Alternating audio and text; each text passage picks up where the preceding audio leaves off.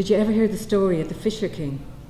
It begins when the king was a boy, having to spend the night alone in the forest to prove his courage in order to be king.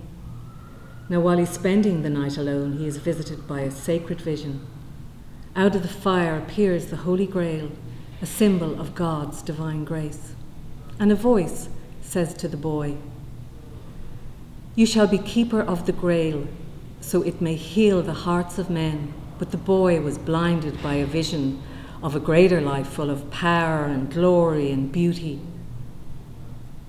And in that state of radical amazement, he felt for one moment not like a boy, but invincible, like God. So he reached his hand into the fire to take the Grail, but it vanished, leaving him with his hand in the fire to be terribly wounded.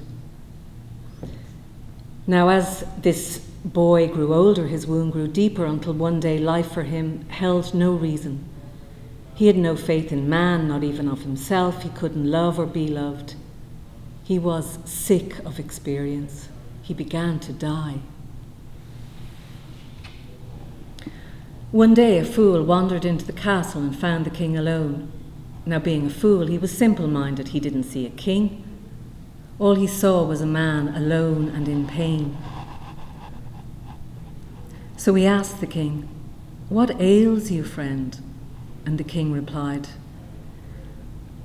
"I'm thirsty. I need a drink to cool my throat." So the fool picked a cup from his bedside, poured the water and handed it to the king. The king began to drink.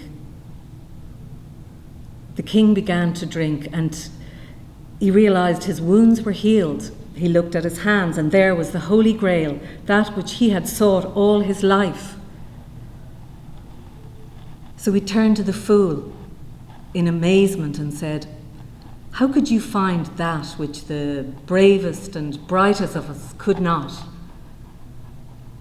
And the fool replied, "I don't know. I only knew that you were thirsty."